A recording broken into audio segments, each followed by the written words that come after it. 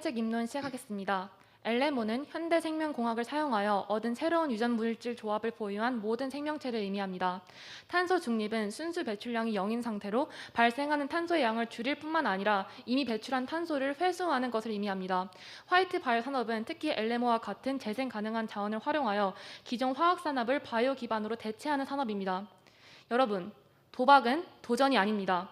기후변화와 생태계 파괴라는 중대한 문제를 해결할 탄소 중립이라는 목표를 막연한 기대와 실험에 의지하는 것은 도박입니다. 반대측도 탄소 중립의 실현이란 목표에 찬성하고 있습니다. 단, 이 목표를 달성하는 데에는 LMO의 활용은 바람직하지 않습니다. 이 바람직함에 대해 첫 번째 효율성, 두 번째 실현 가능성, 세 번째 안정성이란 세 가지 척도에 이거해서 설명하겠습니다. 첫 번째, LMO를 활용한다면 오히려 탄소 배출량이 증가되기 때문에 효율적이지 못합니다. 2019년 PFPI에서 발표한 자료에 따르면 바이오 에너지의 원료인 식물을 재배, 수확, 처리하는 과정에서 석탄의 150%, 천연가스의 3,400%의 이산화탄소를 발생시킵니다. 뿐만 아니라 바이오 에너지의 원료인 GM 작물의 재배가 이산화탄소를 증가시킵니다. GM 작물은 제초제에 대한 저항성이 있기 때문에 작물을 재배할 때 제초제 사용에 대한 경각심이 떨어져 실제로 하버드에서 진행한 연구 결과에 따르면 GMO가 도입된 이후 제초제 사용량이 약 3배 이상 증가했다고 합니다. 두 번째, LMO를 이용해 탄소 중립에 도달하는 것은 실현 가능성이 적습니다. 세계 에너지 단체에 의하면 LMO를 원료로 하는 바이오 연료는 전체 연료의 15%조차 되지 않으며 이 15%중 9%만 바이오매스를 이용한 것입니다. 미국 공식 환경보호단체에 의하면 바이오 연료는 다른 재생 가능한 에너지에 비해 높은 비용 때문에 향후 20년간 발전될 가능성이 적다고 말하였습니다. 오히려 태양력, 수력, 풍력 에너지가 2050년까지 더 많은 가능성을 보이면서 바이오 에너지에 대한 투자가 적어진 상황입니다. 뿐만 아니라 World Bioenergy Association에서 발표한 결과 바이오 플라스틱 특수화학품은 대중성이 없기 때문에 비싸며 동시에 구매자가 적어 시장이 작습니다. 가장 오랫동안 발전된 바이오 플라스틱도 일반 플라스틱보다 약 30-40% 비쌉니다. 이렇듯 바이오 산업 및 바이오 에너지는 산업으로서의 가치가 떨어지기 때문에 따라서 투자를 할지언정 발전을 기대하기 힘듭니다. 세 번째, LMO가 환경에 미치는 영향은 예측할 수 없어 안전하지 않습니다. 국제자연보전연맹에 따르면 LMO는 해당 지역의 박테리아 및 미생물과 경쟁 구도를 형성하여 생태계의 균형을 무너뜨릴 수 있습니다. LMO 미생물은 수평적 유전자 이동 HGT를 이용해 다른 개체에게 자신의 유전자를 옮길 가능성이 있습니다. 장기적인 관점에서 의도에 어긋나게 새로운 미생물이 생길 수 있으며 이가 생태계에 미치는 영향 또한 예측할 수 없습니다. 이 해당 부작용은 작은 미생물에게만 해당되는 내용이 아닙니다. 2019년 호주에서 한 재판이 있었는데요. GM 작물이 주변 작물 및 환경에 악영향을 끼쳐 보상을 요구하는 고소장이 접수되었습니다. 여러분, 설령 이 도박에서 이긴다고 할지언정 비용적인 측면 그리고 탄소 중립에서의 측면 또한 얻을 것이 크게 없으며 만약에 이 도박에 실패할지언정 그 피해는 걷잡을 수 없이 우리 인간과 지구를 덮칠 것입니다. 여러분, LMO는 도전이 아니라 도박입니다. 감사합니다. 이상입니다.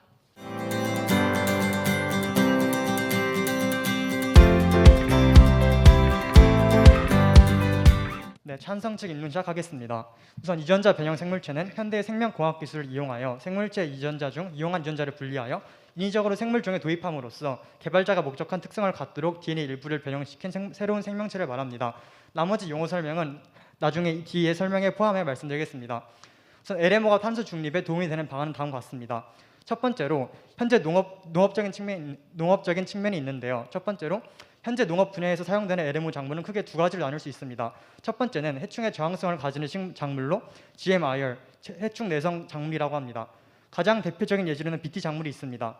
바실러스 튜링겐시스 박테리아의 BT 유전자는 특정 곤충들에게 독성 물질로 작용하는데 이 유전자를 식물에게 삽입하면 이 식물 역시 BT 단백질을 표현하여 살충 효과를 가지게 됩니다. BT 작물과 같은 GMIR 작물은 살충제 사용을 줄여 이산화탄소 배출을 감소시킵니다. 살충제의 생산, 운반, 그리고 도포의 과정의 생략을 통해서 화석 연료의 사용을 줄일 수가 있기 때문입니다.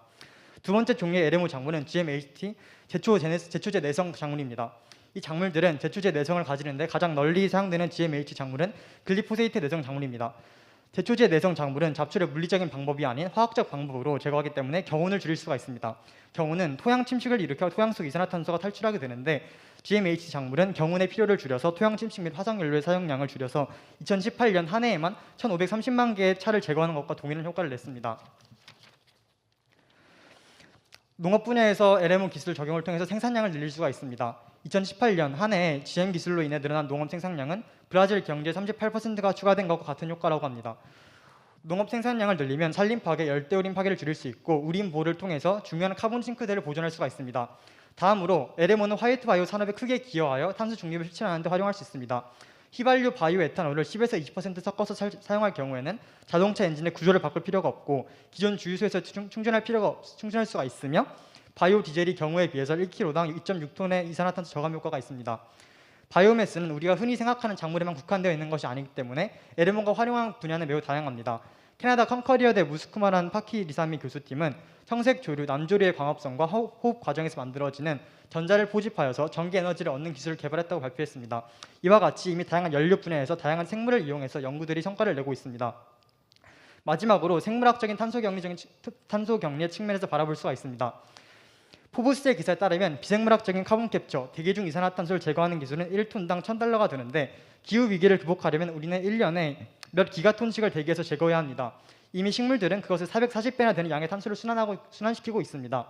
식물의 줄기대 뿌리비를 변형하고 이산화탄소를 에너지원으로 사용하는 박테리아의 개발을 통해서 우리는 대기 중의 이산화탄소를 효율적으로 제거할 수가 있습니다. 이와 같이 농업 분야, 화이트 바이오 산업, 생물학적 탄소 격리 분야에서 LMO 기술은 큰 효과를 보기 때문에 탄소 중립에 크게 기여할 수 있다고 생각합니다. 이상입니다.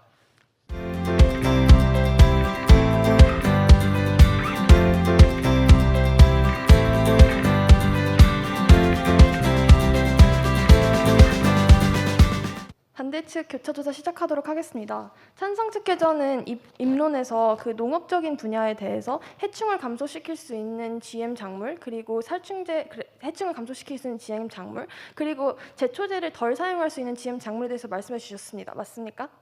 네, GMIR 작물의 경우 살충제 사용을 줄일 수 있다고 말씀드렸습니다. 네, 그렇지만 실제로는 제초제에 저항성이 있는 작물은 전체 GM 작물 중에 57%밖에 되지 않는 점 인지하고 계신가요? 혹시 다시 말씀해 주실 수 있나요? 네, 미국 농식품청에서 발표한 결과에 따르면 2015년 기준 제초제에 저항성이 있는 작물은 GM 작물 중 전체의 57%밖에 해당되지 않았습니다. 이 부분은 인정하십니까? 저와 다른 자료를 보신 것 같은데 제가 본 자료에 의하면 현재 미국에 있는 작물들 중 거의 70% 가까이는 GMIR, GMH 작물을 알고 있는데 일단 넘어가겠습니다. 네, 그러면 같은 대에서 발표한 자료에 따르면 살충제의 역할을 할 수 있는, 즉 해충을 스스로 막아낼 수 있는 그런 GMR 작물은 전체 작물 중에 단 17%에만 해당됩니다. 그렇다는 것은 나머지 83%의 작물에는 동일하게 살충제가 계속 사용되고 있는데 이 부분에 대해서 인정하십니까? 아니요. 저와 본 다른 자료와 수치가 너무 크게 차이가 나기 때문에 저는 이제 현재 사용되고 있는 것이 1990년대부터 도입이 되어서 거의 70%, 80% 가까이 이제 GM 기술이 도입된 작물들로 알고 있습니다. 네, GM 기술이 도입이 된다고 하더라도 그 GM 기술 내부에는 살충제 역할을 할 수 있는 작물은 2015년 기준 17%만 있다는 점 알아주셨으면 합니다. 제가 본 70%는 GM 작물 중에 GMIR, HT 작물을 말씀드린 겁니다. 네, 알겠습니다. 그 다음에 BT 작물에 대해서 좀 집중적으로 말씀을 해주셨는데 이 BT 작물 자체가 그 GMR 작물이라고 말씀해 주셨어요. 근데 이 BT 작물 같은 경우에는 살충제를 조금 덜 쓰는 경향이 있다 하더라도 제초제에 대한 의존성을 굉장히 강력하게 보여가지고 호주에서는 이 때문에 GM 카놀라를 재배하는데 큰 문제를 겪고 있다는 부분 인지하고 계신가요? 하지만 말씀드리고 싶은 점은 이 연구들이 간과하는 점은 비슷한 시기에 GMHT 작물이 아닌 일반 작물들도 제초제의 사용량이 비슷하게 증가하였고 그리고 여기서 말하는 GMHT 작물은 대부분 글리포세이트에 대한 저항성을 가진 라운드업 제품들인데 이와 같은 경우에는 환경적 부담을 매기는 EIQ 지수가 12.9%나 낮은 것으로 보여서 사실 전체적으로 살펴보았을 때는 제초제 양이 증가한다고 하더라도 환경적인 부담은 더 적은 것으로 알고 있습니다. 네, 그렇지만 이 조금 전에 제초제 양이 지속적으로 증가된다고 했는데 GM 작물 때문에 증가하고 있는 제초제 양은 현재 지구에서 증가하고 있는 제초제 양의 전체의 72% 정도를 감당하고 있습니다. 그리고 BT 플랜트 같은 경우에는 이 제초제에 대한 의존성을 보일 뿐만 아니라 BT 플랜트 톡신이라는 것을 계속 만들어내기 때문에 그 부분 또한 인간 혹은 환경에게 해로울 수 있다는 점 알아주셨으면 BT 감사합니다. 톡신은 인간에게 해롭지 않다는 것이 이미 많은 연구로 입증이 된 것으로 알고 있습니다. 네, 그렇지만 2011년에 BT 옥수수에 대한 연구를 다시 한번 인도네시아에서 진행을 했는데 그 부분에서는 2011년에 진행된 연구에서도 어느 정도의 독성이 보였던 것으로 알고 있고 2013년에 사우디아라비아에서 BT-콜 때문에 생긴 알러지 반응들이 지속적으로 발생했다는 점 말씀드리고 싶습니다. 네, 그럼 다음 질문으로 넘어가겠습니다. 그 입론에서 말씀해 주시기로는 생물학적인 특성을 통해 가지고 탄소 중립을 실현하기 위해서 탄소를 흡수시킬 수 있다고 말씀해 주셨습니다. 맞습니까? 네, 시스템 공학과 시스템 대사 공학 기술들을 이용해서 현재 대기 중에 있는 탄소를 포집하는 기술들을 사용할 수 있습니다. 네, 그러면 탄소 흡수 기술은 언제 처음 만들어졌는지 혹시 알고 계신가요? 우선 현재 이상엽 카이스트 교수님의 시스템 대사 공학 사례를 보고 많이 말씀을 드린 건데요. 네, 이와 그 같은 처음 경우에는 만들어진 시점을 여쭤본 겁니다.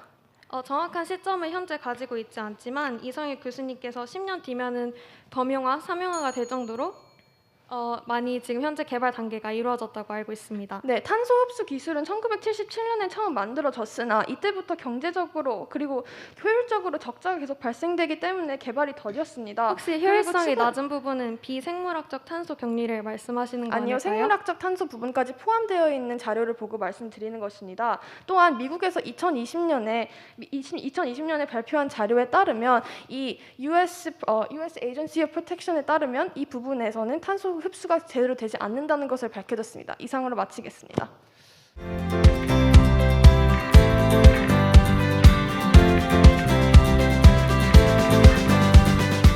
네, 첫 번째로 질문드릴 점은 농업 분야에서 LMO 기술을 사용하였을 때 탄소 배출이 증가한다는 점에 대한 질문입니다.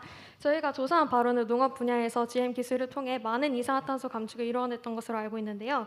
이는 첫 번째는 생산량을 증가시킴으로 인해서 브라질 경제의 38%가 1년에 추가되는 효과를 보아서 생산량을 증가시킴으로 인해서 경지 추가 확산을 막고 이로 인한 탄소 배출을 줄임으로써 많은 탄소가 감축이 된 것으로 알고 있습니다. 그리고 또 탄소 배출을 줄이는 두 번째 방법으로는 살충제 사용 감소인데요.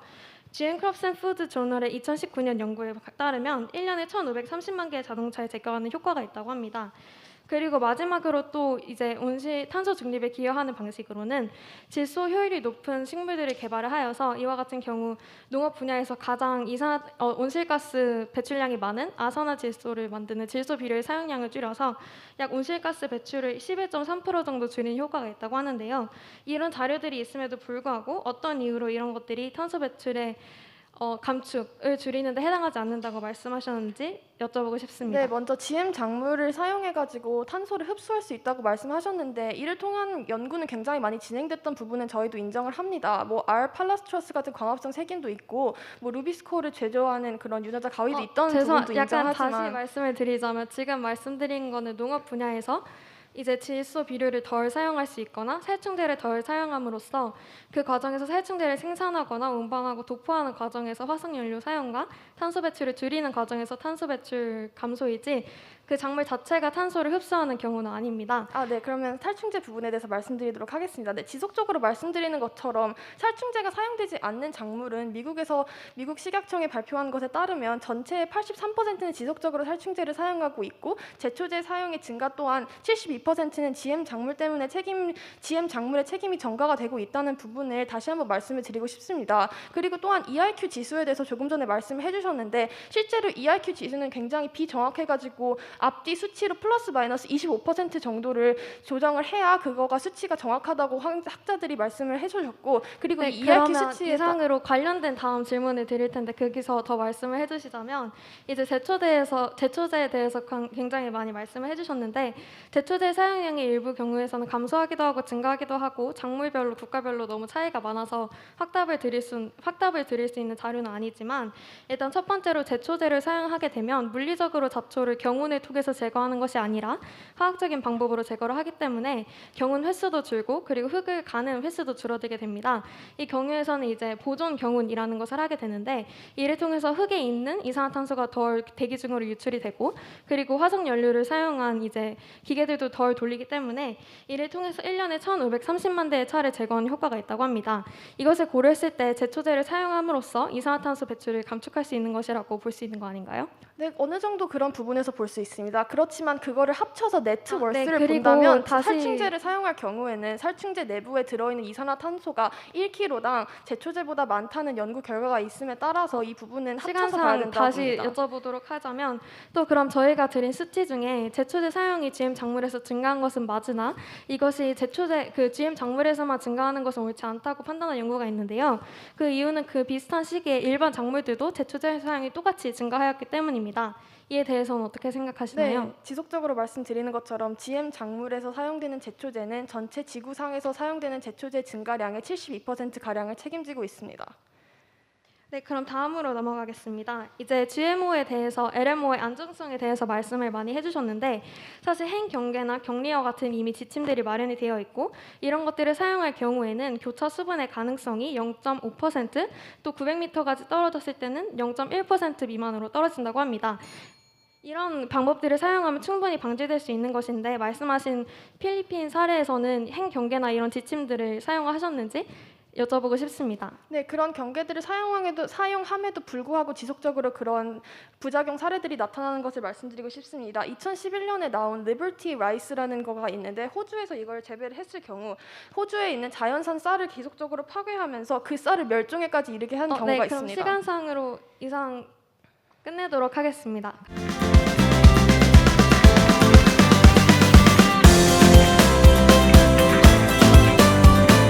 반대측 반박 시작하도록 하겠습니다.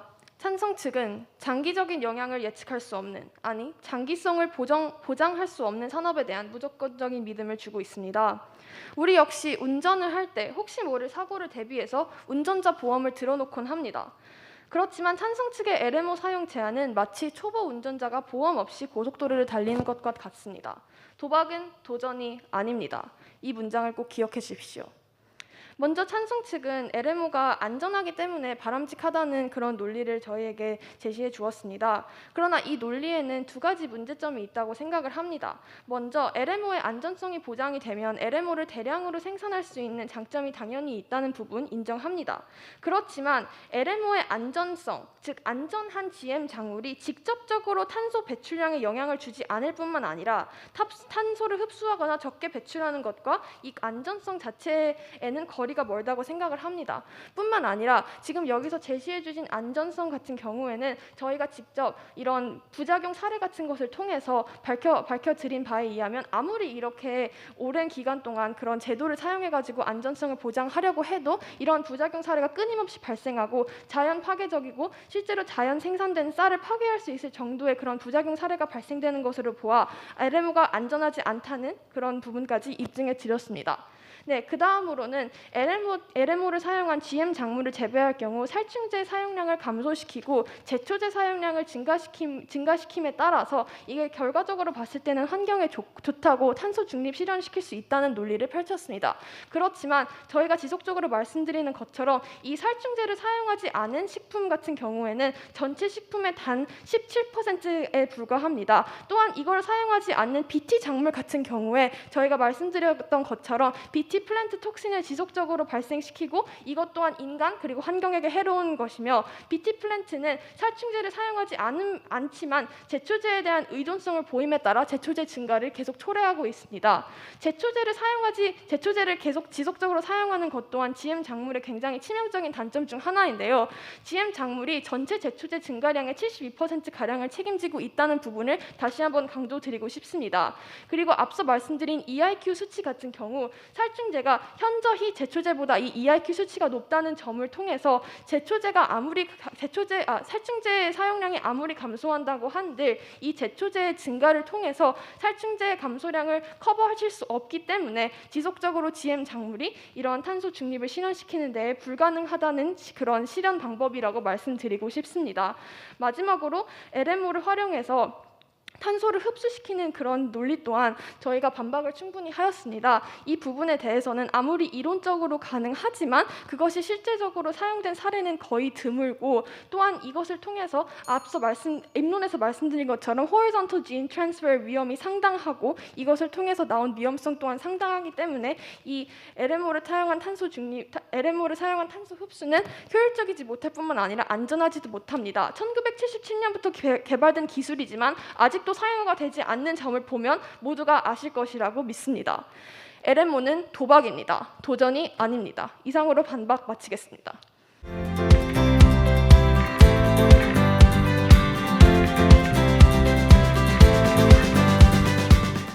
네, 제가 먼저 말씀드리고 시작하고 싶은 점은 계속해서 도박이다, 아직 가능성이 없다, 실현 가능성이 부족하다라는 말씀을 많이 해주셨는데요. 사실 GM 기술 같은 경우에는 1900년대 후반부터 이용된 기술로 아직 이제 상용화가 많이 되었고 이에 대한 결과가 많이 나온 분야라고 말씀을 드리고 싶습니다.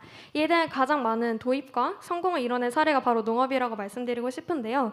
이제 반대측에서 계속해서 이제 제초제가 증가하였다, 아니면 여기서 탄소 배출은 사실은 증가한다라는 말씀을 해주셨지만 이에 대한 수치가 제가 보았던 많은 이제 문헌 정보와 매우 다르기 때문에 이에 대한 신빙성을 한번 여쭤보고 싶습니다. 제가 본 대부분의 자료와 같은 경우에는 모두 동의하는 바로 이제 살충제 사용이 감소하였고 보전 경유 등의 방식을 통해서 이산화탄소 배출량을 크게 줄인 것으로 환경에 대한 부담을 줄인 것으로 많이 결론이 났습니다. 그래서 저희가 말씀드린 경우 생산량이 증가하는 부분, 그리고 제초제를 사용함으로써 물리적으로 잡초를 제거하지 않고 물리적으로 잡초를 제거하는 것보다 이산화탄소 배출량이 적은 화학적인 잡초 제거 방법 같은 경우에도 모두 기존의 방식보다는 이산화탄소 배출량이 적지만 이에 대해서는 답변을 해주시지 않은 것으로 알고 있습니다. 그래서 농업 분야에서는 생산량을 증가시키고 질소 비료를 덜 사용하고 살충제 사용을 감소시키고 이런 방식 등을 통해서 이미 탄소 배출이 많이 줄었다고 결과들이 동의하고 있습니다. 그리고 제초제 부분이 가장 논란이 되는 것 같은데요. 저희도 조사 과정에서 제초제에 대한 많은 자료들을 보았으나 제초제는 사실 어떤 국가에서는 감소하였다고 하고 어떤 국가에서는 증가하였다고 자료가 많이 결론이 다른 것으로 알고 있습니다. 그래서 이에 대해서는 작물별로 그리고 국가별로 훨씬 더 디테일한 언급이 필요한 것으로 보이고요. 이것이 전체적으로 72%가 모두 제초제 때문이다라고 하기에는 국가 간, 작물 간 이제 좀 구체적인 정보가 더 필요할 것 같습니다. 그리고 두 번째 같은 경우는 실현 가능성이 매우 낮다라고 말씀을 해주셨지만 맨체스터 대학의 정보와 같은 경우에는 이미 화이트 바이오 산업 같은 경우는 크게 증가할 것으로 이미 시장 가치가 분석되어 있습니다. 그래서 저희가 본 자료 같은 경우에는 2025년까지는 4,200억 달러의 가치를 지닐 것으로 되어 있는데요. 지금 현재 화이트 바이오 산업이 400억 달러인 것을 고려해 봤을 때 거의 100% 이상의 증가율로 전 세계 매출이 크게 증가할 것으로 보이고 있습니다. 그리고 화이트 바이오 산업이 이렇게 증가를 하게 된다면 결국 3,300만 톤의 이산화탄소 감축이 가능한 것으로 자료를 내놓았으므로 이 자료를 통해서 이것이 상용화와 그리고 이제 많이 사용할 수 있고 이를 통한 이산화탄소 감축이 충분히 가능하다는 것을 입증되었다는 것을 알 수 있습니다. 그리고 마지막으로 안전성에 대한 얘기를 많이 해주셨는데요. 저희가 말씀드린 것은 이제 행경계와 같은 격리 이런 수단들을 기본적인 지침들을 잘 지키면 이미 그것들의 효과는 입증이 되어 있습니다. 그래서 300m 같은 경우 떨어뜨려 놨을 경우 곧 교차 수분이나 유전자가 유출되는 가능성이 0.5% 미만으로 떨어지게 됩니다. 근데 이 부분도 상당히 위험하다라고 말씀을 해주셨는데 0.5%를 상당히 일하게 보기에는 약간 논리적 비약이 조금 있는 것 같습니다. 그럼에도 이제 수평적 유전자 이동이 발생을 한다면 일어나지 않을 것이 매우 큰 가능성이지만 이것은 이미 자연에서 일어나고 있는 자연적인 과정이기 때문에 현재 문헌들 같은 경우에도 유전자가 유출되었을 때 자연에 어떤 영향이 있다라는 것은 뚜렷하게 밝혀진 바가 없습니다. 그래서 엄청나게 위험한 효과가 있을 것이다 라고 단정하기에는 아직 더 많은 연구가 필요하고 좀 더 뒷받침이 필요한 것으로 보입니다.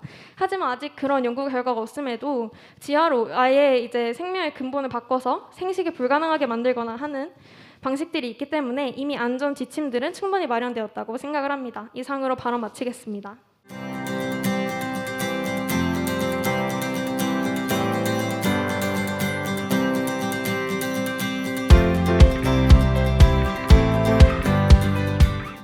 네, 우선 찬성 측의 교체를 시작하겠습니다. 우선 아까 저희가 시스템 대사공학에 대해서 언급을 했을 때 이게 시스템 대사공학이 플라스틱과 석유 제품의 대안이며 땅에서 탄소를 끄집어내지 않아도 되는 플라스틱 기술이어가지고 이것이 앞으로 상용화된다면은 어마어마한 잠재적 가치를 이끌 수 있다고 하는데 이거에 대해서는 찬성하시는 건가요? 상용화 된다면은 그럴 수 있겠지만 언제까지나 전 찬성 측의 주장이 전망이고 가능성일 뿐이라고 주장하고 싶습니다. 그럼 제가 여쭤보고 싶은 부분이 만약 이 기술을 사용하지 않는다면은 기존의 석유나 그냥 땅에서의 탄소를 배출하면서 플라스틱을 생산하는 과정이 있는데 이걸 대체할 다른 방법이나 기술이 있으신 건가요, 그러면? 그 에너지를 추출하는 데 있어서 지금 현재도 풍력 발전 아니면은 뭐 태양광 발전 등 저희가 수소전지 말씀드린 발전 등 거는- 여러 가지 발전 네네. 방법도 있고 굳이 화이트 바이오 산업이 아니더라도 네, 다른 산업으로 충분히 대체할 수 있습니다. 네, 제가 말씀드리고 싶은 거는 물론 태양광이나 풍력, 재생에너지 같은 다양한 자원들을 활용해가지고 탄소를 중립시키는 과정 여러 가지가 있잖아요. 네. 그중에서 하나가 땅 속에서 이제 플라스틱과 석유를 추출하면서 이러한 제품들 석유를 추출해서 플라스틱을 만들면서 제품을 생산하는 과정에서 발생한 탄소가 분명히 있을 텐데 이거는 태양광으로 막을 수가 없잖아요. 반대측의 주장은 탄소 중립이란 탄소 배출된 양이랑 탄소를 흡수한 양이랑 둘이 또이또이 돼서 0이 되는 것을 저는 탄소 중립이라고 생각하는데 찬성 측에서 주장한 탄소 중립이란 탄소 흡수를 조금만 하고 탄소 배출을 이만큼 줄인다 싶어서 저는 그 둘의 양이 과연 상쇄될 수 있을까 제가 싶습니다. 말씀드리고 싶은 부분은 물론 상용화의 문제를 계속해서 지적해지고 계신데 현재 이거는 기술은 그 잠재성을 보고서 상용화는 말 그대로 정책적인 측면에서 그건 정책적인 문제지 기술 자체를 개발하면 안 된다. 이거에 대해서는 약간 근거 부족하다고 해서 말씀드린 거고 두 번째로 GM Crops and Food Journal의 연구에 따르면은 GMAT 작물로 증가한 지추제가 가장 많이 상용화되고 있는 게 글리포세이트라고 합니다. 하지만 연구에 따르면은 같은 시기에 동시에 다른 작물들 즉 글리포세이트 말고 다른 대추제들도 사용량이 함께 증가했다고 합니다. 하지만 이러한 같은 측면에서 놓고 봤을 때 오히려 EIQ 환경적인 지표는 제추제를 사용했던 그 제출의 내재성 작물을 사용한 그 부분이 가장 더 좋았다고 하는데 이 부분에서 어떻게 생각하시나요? 혹시 질문을 다시 한번 정리해서 말씀해 주실 수 있나요? 네, 그러니까 글리포세이트라는 제추제를 GMAT 작물에 가장 많이 활용을 하는데 네. 같은 시기에 GMAT 작물 이외 다른 작물들을 비교해 봤을 때 네. 모든 작물들이 제추제 사용량이 증가했다고 합니다. 하지만 환경적인 지표는 오히려 GMAT 작물이 가장 낮았다고 하는데 이에 대해서는 어떻게 생각하시나요? 만약에 GM 작물뿐만 아니라 모든 작물이 똑같이 제초제 사용량이 증가했다면은 GM 작물은 제초제의 면에 있어서는 아무런 메리트가 없다는 뜻으로 저는 받아들일 것 같은데 만약에 GM 작물을 사용한다 한들 제초제 사용이 줄어들지도 않고 다른 일반 작물에 똑같이 제초제 사용량이 늘어나요. 그러면 굳이 일반 작물을 사용하지 않고 똑같이 제초제 사용량이 늘어나는 GM 작물을 사용할 이유가 무엇인지 좀 궁금합니다. 다음으로 제가 말씀드리고 싶은 부분은 일단 제가 말씀드리고 싶었던 거는 이만큼 다양한 측면에서 볼 수가 있는데 너무 하나의 그 연구 지표만 가지고서 제초제에 대한 부정적 영향력을 말씀하신 것 같아서 말씀드린 거고 또한 유전자 유출을 막을 수 있는 다양한 방법들이 있는데 예를 들어서 꽃가루 유전자 오염을 막는 방법에는 물리적 격리, 행경계 또한 심는 시기를 다르게 하거나 바람 방향을 고려하는데 이런 다양한 방법들을 통해서 앞으로 추후에 일어날 수 있는 사고들을 사전에 예방할 수 있다고 생각하는데 이에 대해서는 어떻게 생각하시나요? 그런 방법들이 이미 많이 존재함에도 불구하고 반대측은 여기서 무시할 수 없는 여러 가지 수많은 부작용 사례들과 그리고 실패 사례들을 주장하고 싶습니다. 제가 말씀드리고 싶은 거는 이 부분에 대해서 어떻게 보면 앞으로 계속 그 반대 측에서는 잠적 위험성에 대해서 언급하시는데 네. 이 부분이 어떻게 보면 그쪽에 약간 슬로건이라고 할 수 있는 도박은 도전이 아닌데 이런 부분이 매치가 된다고 생각하는데 네. 근데 이런 측면에서 봤을 때 기존에 예를 들어서 예전에 자동차가 개발됐거나 페니실린이 개발됐거나 전기가 네. 개발됐을 때 그 당시에는 이게 모두 도박의 도전이다 그 구분이 뭐라고 생각하시나요? 도박이랑 도전의 구분은 그 도박이 실패했을 때 거기에 딸려오는 그 수많은 부작용들과 그 위험성의 무게에 대해서 말씀드리고 무게에 대해서 싶습니다. 어떻게 판단하나요? 만약에 자동차가 발전되지 만약에 네네. 자동차가 제가 다음에 발견되지 반박때 다시 않을 말씀해주시면 될 것 같고 네네. 네네 죄송합니다. 이제 만약에 이러한 LM을 활용하지 않으면 어떻게 다른 탄소들을 배출량을 줄일 수 있다고 생각하시는 건가요? 엘레모 말고도 수많은 방법들이 있습니다. 예를 들면은 네, 제가 생각하게 말씀하고 싶은 것이 재생에너지 같은 건데 재생에너지도 산림청의 발표에 따르면은 다양한 환경적인 수목을 벤다던가 문제점들이 있습니다. 이상입니다.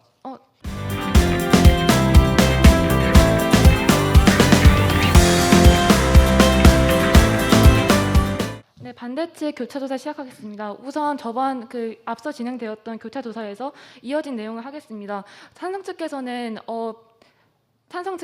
LMO 말고도 대체 가능한 산업으로서 재생 가능 에너지를 말씀해 주셨습니다. 맞습니까?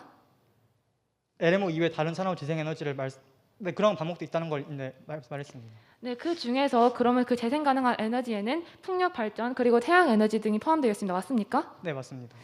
일단은 우선은 반대측은 풍력은 Clean Non-Polluting Law 깨끗하고 그리고 오염물질 발생이 적고 그리고 이미 많이 발전되어 있기 때문에 LMO에 비해서 훨씬 더 투자 가치가 높은 산업이라는 거 다시 한번 강조되고 싶고 또 수치적인 측면을 말씀드리자면은 2014년 뉴저지 Institution of Technology NGIT의 발표에 따르면은 풍력 에너지가 2050년에는 미국 에너지의 35%를 공급할 수 있다는 전망을 말씀드리고 싶습니다. 역시나 찬성 측에서 강조하는 전망, 반대 측에서도 다른 산업에 있어서 똑같은 전망이 있다는 점 강조하고 싶습니다. 그리고 다음 포인트로 넘어가겠습니다.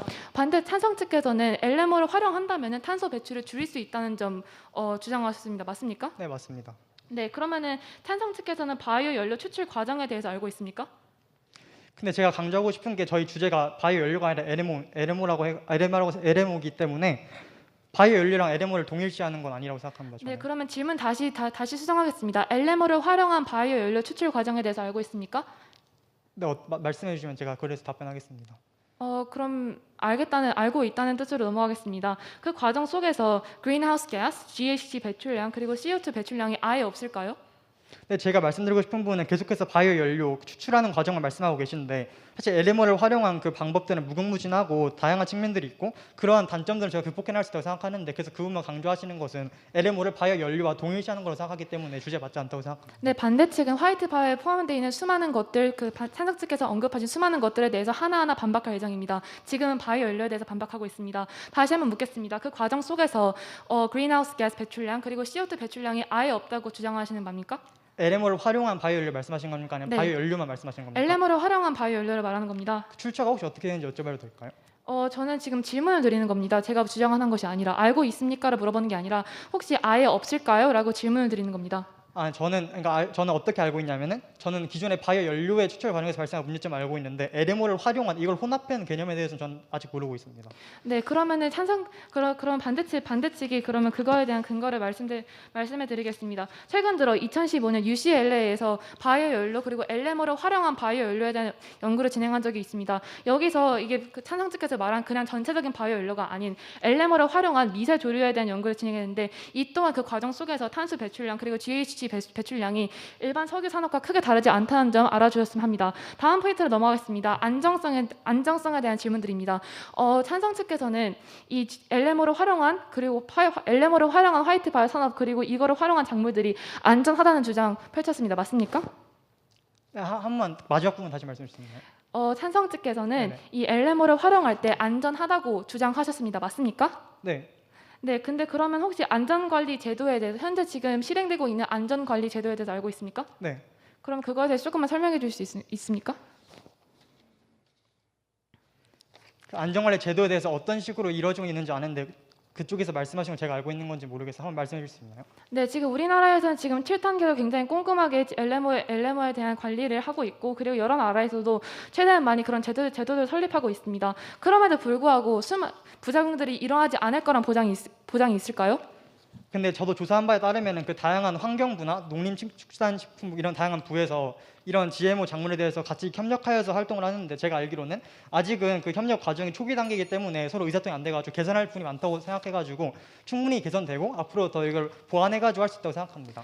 네, 찬성 측에서는 앞서 1차 교차 조사 그리고 지금 2차 교차 조사에서조차 계속 초기 단계다. 아직 화이트 바이오 산업은 초기 단계이기 때문에 아직 발전 가능성이 많다는 주장을 펼쳤습니다. 여기에 대해서 근거 자료 하나만 말씀드리겠습니다. 현재 화이트 바이오 산업을 이용한 바이오 플라스틱이 처음 만들어진 시점은 1926년, 일반 플라스틱은 1906년입니다. 그 사이의 차가 약 50년 채 되지 않습니다. 이상입니다.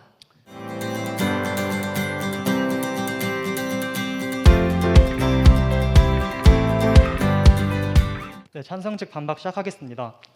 우선 저희가 아까 초반에 입론과 기초에서 몇 번 언급하였던 GM 작물들의 LMO의 장점들 중에서 GM 작물들은 살충제 사용을 줄이고 작물 생산량을 늘림으로써 탄소 중립에 크게 기여한다고 했는데 이 부분 자체에 대한 그 잠재성과 생산량을 늘리는 이 과정에 대해서는 동의를 하신 걸로 알고 있고 또한 시스템 대사공학이나 합성생물학이나 여러 가지 그런 LMO를 활용한 잠재적 바이오 기술들이 있는데 이러한 것들에 계속 실현 가능성이 없다. 그래서 앞으로 아직 초기 단계이다. 그래서 이런 부분 언급하시고 이것이 만약 실현되었을 경우에 따라올 수 있는 그 어마어마한 혜택과 어마어마한 탄소 중립에 도움을 줄 수 있는 측면들은 아직 언급을 안 하신 걸로 생각하고 있고 또한 풍력 발전이나 태양광, 태양열 같은 다양한 친재생 에너지들을 언급하시면서 LMO 대신에 이런 기술들에 투자를 해가지고 이러한 기술들을 발전시킨다면 탄소 중립에 크게 도움이 될 것이라고 말씀을 하셨는데 그런 뉘앙스를 본다면은 이러한 재생 에너지를 완벽한 천연의 무공의 아주 완벽한 에너지처럼 보이는데 사실 산림청에서 발표한 자료에 따르면은 전북 지역은 축구장 면적의 958배나 되는 산림을 태양광 발전 설치 명목화에 훼손하였습니다. 이 과정에서 베어진 수목은 총 19만 3,081그루로 밝혀졌고 현재 다양한 환경 단체들의 반발을 불러오고 있습니다. 이런 측면에서 봤을 때 모든 에너지들은 그에 따른 약간의 단점은 있고 그것은 어떻게 보면은 그 무게감을 따라가지고 앞으로 더 발전, 그러니까 그 잠재력과 실현 가능성 이것들을 종합적으로 봤을 때 어느 정도 고려해가지고 개선해야 나가는 문제지 이런 것들 때문에 아예 개발 자체를 하면 안 된다. 이거는 맞지 않다고 생각하고 또한 한 번 더 이제 합성생물학과 시스템 대사공학의 효율성에 대해서 말씀드리면은 토비코 식물의 유전자를 조작한다면은 일반 작물보다 광합성을 40배나 잘해가지고 이 식물들의 효율성을 높여가지고 탄소 중립에 훨씬 도움이 된다고 하고 또 비생물학적 탄소 경리가 엄청나게 비싼데 1톤에 $1,000나 드는데 만약에 가격을 낮추더라도 그 모아놓은 수많은 양의 이산화탄소를 처리할 방법이 마땅하지가 않습니다. 하지만 저희가 앞서 말씀드렸던 생물학적 탄소 경리는 훨씬 경제적이며 식물들 같은 경우에는 이미 대기 중 탄소의 25%를 흡수하고 있습니다. 탄소 중립을 위해서는 1년에 1기가톤을 제거해야 하는데 앞서 계속 말씀하셨던 다양한 재생에너지, 신재생 에너지들도 충분히 좋다고 인정을 하지만 이것들로 부족하고 앞으로는 더욱더 큰 효율성을 내야 되기 때문에 그렇기 때문에 LMO를 더 기술 투자를 해가지고 합쳐가지고 시너지를 내야 된다고 말씀드리고 싶습니다. 이상입니다.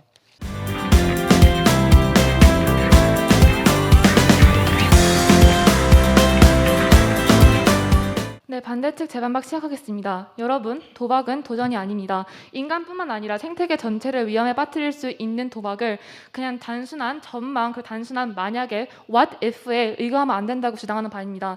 반대측은 찬성 측의 발언에 있어서 딱 두 가지를 동의했습니다. 첫 번째, 탄소 중립을 실천해야 되는 점. 두 번째, 화이트 바이오 산업이 단순한 가망성, 전망뿐이라는 점 인정합니다. 하지만 그 외에 현실 가능성, 그리고 안전성, 그리고 효율성에 대해서는 전혀 인정하지 못한 바입니다.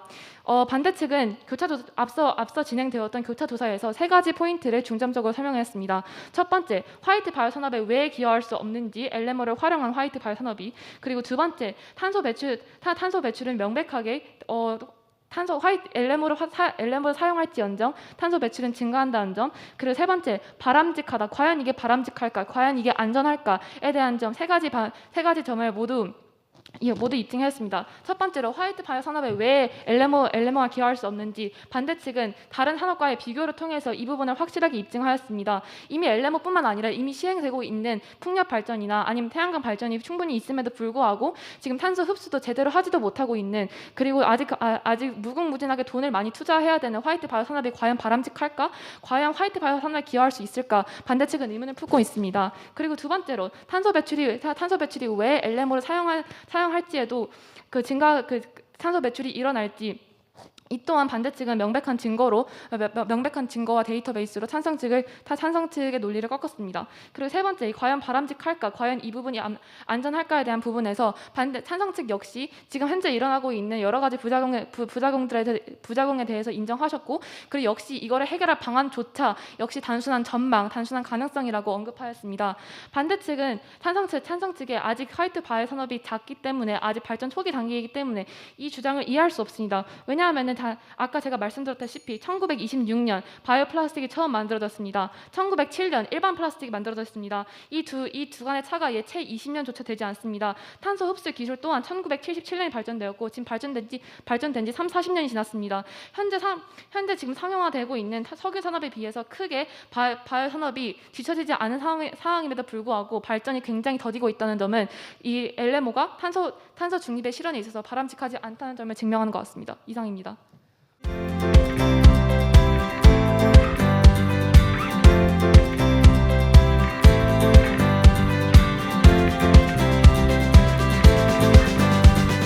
네, 시작하겠습니다. 제일 먼저 말씀드리고 싶은 것은 반대 측에서는 계속 저희의 사업을 가능성이다, 너무 도박이다 라고 말씀을 드리고 싶은데 사실 저희는 오늘 반대로 저희 측에서는 이미 LMO가 어떻게 탄소 감축에 기여할 수 있는지에 대한 정확한 수치들을 많이 말씀드렸다고 생각을 합니다. 반면 반대 측에서는 위험할 수도 있다, 이런 부작용이 생길 수도 있다 라는 가능성밖에 제시하지 못했는데요. 많은 부작용이 있다라고 말씀과 동시에 사실 이 부작용 사례에 대해서 5가지 이상도 듣지 못한 것 같습니다. 그래서 이런 면에서는 오히려 저희가 더 솔리드한 데이터를 드리지 않았나 이렇게 생각을 합니다. 이를 바탕으로 이제 시작을 하자면 첫 번째 농업 분야에 대해서 말씀을 드리고 싶습니다. 일단 제초제에 대해서는 많은 얘기가 나왔지만 저희가 그런 제초제 사용이 증가하더라도 물리적으로 잡초를 제거하는 것보다 제초제를 사용해서 화학적으로 잡초를 제거하는 것이 이산화탄소 배출량이 더 적다고 말씀드렸음에도 불구하고 이에 대한 대응은 찾아보지 못했습니다. 그리고 두 번째, 생산량을 증가시킴에 따라서 브라질 경제에 38%가 추가되는 효과, 미국 경제에 14%가 추가되는 효과와 같이 어마어마한 효과들을 볼 수 있다. 그리고 이런 숲들을 경작지로 바뀌는 것을 막음으로 통해서 중요한 탄소 흡수원을 잃는 것을 방지할 수 있다라는 부분도 말씀을 드렸었는데 이 생산량 증가에 대한 반박 또는 대응 또한 찾지 못했습니다. 그래서 제초제를 사용함과 동시에 이제 보존 경운, 그러니까 보존 경운을 통해서 경운기를 덜 돌리고 이 과정에서 화석 연료를 덜 사용하는 것이 사실 농업 분야에서 GM 기술을 도입함으로써 가장 많은 이산화탄소 감축을 본 분야라고 하는데요. 이에 대한 대응도 찾아보지 못했습니다. 그래서 일단 농업 분야에서는 GM 기술을 통해서 많은 다방면으로 여러 가지 복잡한 부분들이 있지만 그래도 결론적으로는 환경에 매우 큰 도움이 된다라는 것이 학계의 이제 동의점인 것으로 알고 있습니다. 그리고 이제 화이트 바이오 산업에 이제 도입 실현 가능성 이런 것들에 대해서 많이 말씀을 해주셨는데 재생에너지 사업과 비교해주신 점을 말씀을 드리고 싶습니다. 사실 저희 첫 번째 토론자가 말씀을 드렸다시피 재생에너지 사업도 많은 문제점들이 있습니다. 하지만 저희가 말씀드리고 싶은 점은 재생에너지를 저희가 하지 말자고 하는 것이 아니라 재생에너지의 한계를 극복하기 위해서는 필수적으로 바이오매스의 도움 그리고 거기에 대한 LMO를 통한 부스터 효과가 필요하다고 말씀을 드린 것인데 이제 반대 측에서는 재생에너지에 대한 너무 무조건적인 맹신이 있다고 말씀을 드리고 싶습니다. 그리고 안전성의 문제 또한 사실 연구 결과가 반대 측에서는 입증된 것이 거의 없는데요. 위험성에 대한 제시만 있지 저희 찬성 측에서 말씀드린 그런 지침들을 지켰을 때 0.5% 미만으로 낮아진다는 수치에 대해서도 사실 저희는 신빙성 있는 자료 이거를 불구함에도 모두 지켰음에도 불구하고 그런 돌파 사태가 일어났다에 대한 것을 찾지 못했다라고 말씀을 드리고 싶습니다. 이상입니다.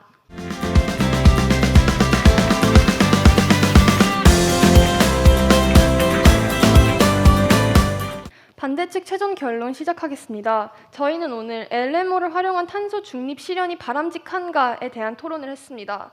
주제에서 바람직함을 성립시키기 위해서는 LMO가 탄소 중립을 실현시키기 위해서 안전한지, 효율적인지, 그리고 실현 가능한지를 찬성 측이 증명해야 했습니다. 저희는 이 세 가지가 모두 성립하지 않는다는 것을 다양한 근거를 통해 보여드렸습니다. 반면 찬성 측은 화이트 바이오 산업, 그리고 GM 작물이 가져다주는 미래지향적인 잘못된 안정감을 바탕으로 도박을 도전이라 착각하고 있습니다. 먼저 LMO를 활용한 탄소 중립을 이루는 것은 안전하지 않습니다. 여기서 두 가지 측면을 볼 수 있는데요. 첫 번째는 농업적 측면입니다. 제초제의 사용량이 증가하고 살충제 사용량이 감소함에 따라 그리고 경운을 하지 않아도 됨에 따라 이 부분이 안전하고 효율적이라고 말씀을 해주셨습니다. 그러나 제초제가 증가함에 따라 글리포스페이트가 증가하고 이 BT 작물이 글리포스페이트를 사용함에 따라 BT 플랜트 톡신이 환경에 더 많이 노출되게 됨을 저희가 입증해 보여드렸습니다. 또한 이 살충제를 사용하지 않는 GM 작물 같은 경우가 전체의 83%를 차지하면서 제초제보다 더 탄소를 많이 배출시키는 살충제를 사용하는 GM 작물이 결과적으로 더 많다는 부분을 보여드렸는데 이 부분에 대해서는 단순히 저희의 자료가 잘못될 수 있다, 미 식약품청에서 발표한 자료가 잘못될 수 있다라는 말만 했습니다. 그 다음으로는 LMO가 탄소 중립을 실현시키는 데 효율적이지 못한 방법을 반대 측이 입증했습니다. 이미 저희가 말씀드렸던 것처럼 풍력, 수력, 태양력과 같은 다양한 재생 가능한 에너지가 있고 이 또한 이 탄소 중립 실현을 위해 훨씬 더 효율적임을 보여드렸습니다. 단점을 극복할 수 있기 때문에 이 화이트 바이오 산업, LMO를 활용한 바이오 에너지를 생성시켜야 된다고 말씀하였는데 저희는 이 단점을 극복할 필요가 없습니다. 왜냐하면 이 단점을 극복하기보다는 단순히 더 효율성이 좋은 풍력, 수력, 태양력, 풍력 같은 경우에는 미국 향후 30년간 전체 에너지의 35%까지 차지할 수 있다는 부분까지 저희는 보여드렸습니다. 마지막으로 LMO를 활용한 탄소 중립은 실현 가능성, 즉 가망성이 없습니다. 시장으로의 가망성이 없는데요. 여기서 먼저 찬성 측께서는 이 탄소 중립을 활용한 GM 작물 같은 거를 활용한 것에 대한 안전성이 높고 그리고 이 시장이 확장되고 있음을 말씀을 해주셨습니다. 그러나 GM 작물은 전체 시장의 3.8%만을 차지하고 있어서 실제로 가망이 없고 바이오 플라스틱 같은 경우에도 훨씬 더 독성이 많고 바이오 플라스틱이 발전된 지 100년이 지났음에도 불구하고 전혀 발전되는 경향이 보이지 않고 있습니다. 이상 마치겠습니다.